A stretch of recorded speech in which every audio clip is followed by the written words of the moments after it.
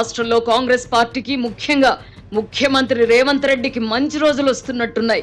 Congress party రాష్ట్ర వ్యవహారాల ఇన్ఛార్జిగా మీనాక్షి నటరాజన్ను పార్టీ అధిష్టానం నియమించడమే ఎందుకు నిదర్శనం. గతంలో కాంగ్రెస్ వ్యవహారాల ఇన్ఛార్జ్ ఎలా వ్యవహరించారో చూసాం. పార్టీ అధికారంలో ఉన్నప్పుడు ఇన్ఛార్జీలుగా వ్యవహరించిన వారు పార్టీ శ్రేయస్సును పట్టించుకోకుండా స్వప్రయోజనాలనే చూసుకున్నారు. నిన్నటి వరకు ఇన్ఛార్జిగా ఉన్న దీపాదాస్ మున్షి కూడా ఇందుకు భిన్నం కాదు. తమను సంతృప్తి పరచిన వారికి అనుకూలంగా అధిష్టానానికి నివేదికలు పంపేవారు. రాజశేఖర్ రెడ్డి ముఖ్యమంత్రిగా ఉన్నప్పుడు ఇన్ఛార్జిగా ఉండిన గులాం నబీ ఆజాద్ కు భారీగా ముడుపులు అందేవన్నది బహిరంగ రహస్యం. ఇలాంటి వారి వల్ల బలమైన నాయకులు తెరమరుగయ్యారు. అంతిమంగా అనేక రాష్ట్రాల్లో కాంగ్రెస్ పార్టీ బలహీనపడింది. ఇంతకాలానికి కాంగ్రెస్ అధిష్టానం అసలు సిసలైన గాంధేయవాదాన్ని నమ్ముకొని ఆచరిస్తున్న మీనాక్షి నటరాజన్ను తెలంగాణ ఇన్ఛార్జిగా నియమించింది. కాంగ్రెస్ పార్టీలో ఇప్పటికీ కూడా మీనాక్షి వంటి వారు ఉన్నారని నిన్నటి వరకు మనకు తెలియదు.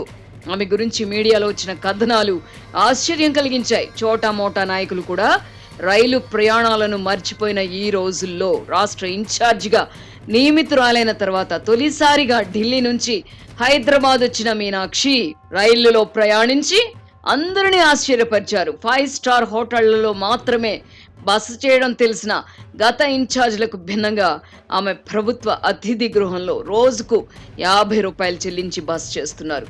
సన్మానాలు, బొకేలు, ఫ్లెక్సీల సంస్కృతి కూడా తన ఒంటికి పడదని ఆమె రాష్ట్ర నాయకుల ముఖం మీద చెప్పారు. దీంతో శుక్రవారం నాడు గాంధీ భవన్లో పార్టీ విస్తృత స్థాయి సమావేశం జరిగిన హడావుడి ఆర్భాటం కనిపించలేదు. ఈ నేపథ్యంలో గాడి తప్పుతున్న కాంగ్రెస్ పార్టీని మీనాక్షి గాడిలో పెట్టగలరన్న నమ్మకం కలుగుతోంది.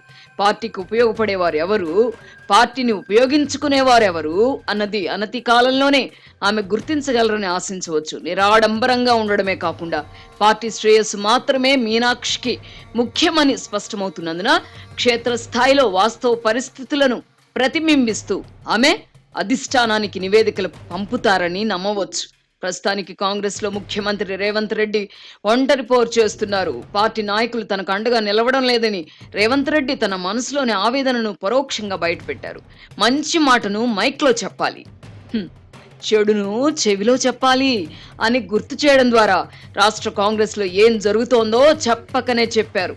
ముఖ్యమంత్రిగా తాను అనుకున్నట్టుగా పనిచేయలేకపోతున్నానన్న అసంతృప్తి తనకు ఉందని కూడా ఆయన తెలిపారు. గత 15 మాసాలలో ప్రభుత్వం ఎన్నో చేసినా వాటి గురించి మాట్లాడకుండా లోపాలను ఎత్తి చూపుతున్నారని కూడా రేవంత్ ఆవేదన వ్యక్తం చేశారు. కాంగ్రెస్ పార్టీలోనే ఈ లోపం ఉంది. అధికారంలో ఉన్నప్పుడు చేసిన వాటి గురించి పార్టీ నాయకులు పెద్దగా ప్రచారం చేసుకోరు. రాజశేఖర్ రెడ్డి ముఖ్యమంత్రిగా ఉన్నప్పుడు మాత్రం ఇందుకు విరుద్ధంగా పార్టీ నాయకులందరూ ఆయన్ను మోశారు. ఫలితంగానే ఆయన 2వ పర్యాయం ముఖ్యమంత్రి అయ్యారు. కేంద్రంలో అధికారంలో ఉన్నప్పుడు కూడా కాంగ్రెస్ పార్టీ ఎన్నో సాహసోపేత నిర్ణయాలు తీసుకుంది, చట్టాలు చేసింది. ఉపాధి హామీ పథకం, భూసేకరణ చట్టం, విద్యా హక్కు చట్టాలు యూపీఏ ప్రభుత్వం హయాంలో వచ్చినవే. ఉపాధి హామీ పథకం వల్ల దేశవ్యాప్తంగా కోట్లాది మంది ప్రయోజనం పొందుతున్నారు. కానీ కాంగ్రెస్ నాయకులు ఉపాధి హామీ పథకం తామే తెచ్చామని ప్రచారం చేసుకోరు.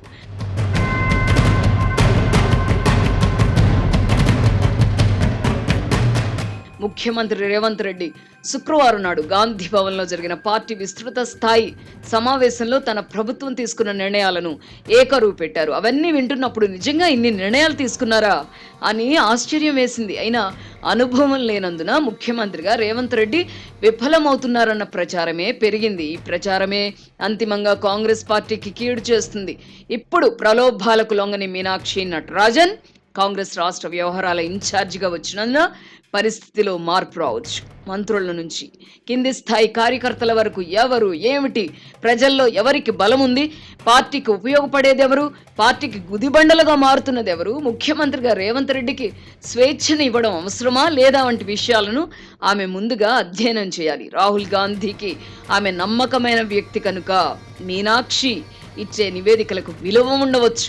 పనిలో పనిగా ప్రభుత్వంపై ప్రజాభిప్రాయం తెలుసుకోవడానికి నూతన ఇన్ఛార్జ్ ప్రయత్నించాలి. నిష్పాక్షికంగా ముఖ్యమంత్రి రేవంత్ రెడ్డికి మార్గదర్శనం చేస్తే పార్టీ పరిస్థితి మెరుగుపడవచ్చు. మంత్రులపై ముఖ్యమంత్రి రేవంత్ రెడ్డికి పట్టు లేదన్న అభిప్రాయం విస్తృతంగా ఉంది. ఈ అభిప్రాయాన్ని పోగొట్టడానికై ఆమె కృషి చేయాలి. ముఖ్యమంత్రి ఎవరైనా వారికి పూర్తి స్వేచ్ఛ ఇచ్చినప్పుడే వారు సమర్థులో కాదో స్పష్టమవుతుంది. కొన్ని మంత్రిత్వ శాఖల్లో జోక్యం చేసుకోకూడదని ముఖ్యమంత్రిపై ఆంక్షలు పెట్టడం ఏమిటి?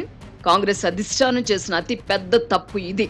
ప్రజల్లో, పార్టీ శాసన సభ్యుల్లో ఎవరికి పరపతి ఉంది, ఎవరిని ఎంతవరకు ప్రోత్సహించాలి అనే విషయమై మీనాక్షి నటరాజన్ అవగాహన ఏర్పరచుకోవాలి.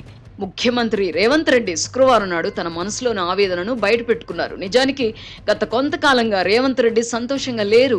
కాళ్ళు చేతులు కట్టేసి ఈదమన్నట్టుగా తన పరిస్థితి ఉందని ఆయన కొంతమంది వద్ద ఆవేదన కూడా వ్యక్తం చేశారు. ప్రభుత్వాన్ని నడపడమే కాదు, ప్రభుత్వాన్ని కాపాడుకోవాల్సిన బాధ్యత కూడా ముఖ్యమంత్రిగా రేవంత్ రెడ్డిపై ఉంటుంది. ఇందుకోసం ఆయనకు తగినంత స్వేచ్ఛ ఇచ్చి చూడాలి. మీనాక్షి నటరాజన్ కార్యకర్త స్థాయి నుంచి వచ్చినందున క్షేత్రస్థాయి పర్యటనలు జరిపి ప్రజాభిప్రాయంతో పాటు కార్యకర్తల అభిప్రాయాలు తెలుసుకునే కార్యక్రమానికి వెంటనే శ్రీకారం చుట్టాలి. మీనాక్షి మార్గదర్శకంలో రాష్ట్ర కాంగ్రెస్ కు కాయకల్ప చికిత్స వెంటనే ప్రారంభమవ్వాలి. ఈ ఏడాది చివరి నాటికి ప్రభుత్వ ప్రతిష్టను ఇనుమడింపజేయడానికి కృషి జరగని పక్షంలో ప్రతిపక్షాలు బలపడతాయి. రేవంత్ రెడ్డి అరమరికలు లేకుండా మీనాక్షి నటరాజన్తో చర్చలు జరపాలి. ప్రభుత్వాన్ని మరింతగా సమర్థవంతంగా నడుపుతూ ప్రజల మన్ననలు చూరగొనడానికి తన వద్ద ఉన్న ప్రణాళికలను ఆమెకు వివరించి ఆ క్రమంలో తనకి ఏ మేరకు స్వేచ్ఛ అవసరమో చెప్పుకోవాలి. కాంగ్రెస్ అధిష్టానం వద్ద ఆమెకు పరపతి, విశ్వసనీయత ఉన్నందున ముఖ్యమంత్రికి ఆమె అండగా నిలబడవచ్చు. అదే జరిగితే ఇటు రేవంత్ రెడ్డికి అటు కాంగ్రెస్ పార్టీకి మంచి రోజులు వస్తాయి. ఏదేమైనా కాంగ్రెస్ పార్టీకి చెందిన ఒక నాయకురాలి గురించి 4 మంచి మాటలు చెప్పుకునే అవకాశం ఇంతకాలానికి లభించింది. ఇందుకు పార్టీ అధిష్టానాన్ని అభినందించాల్సిందే.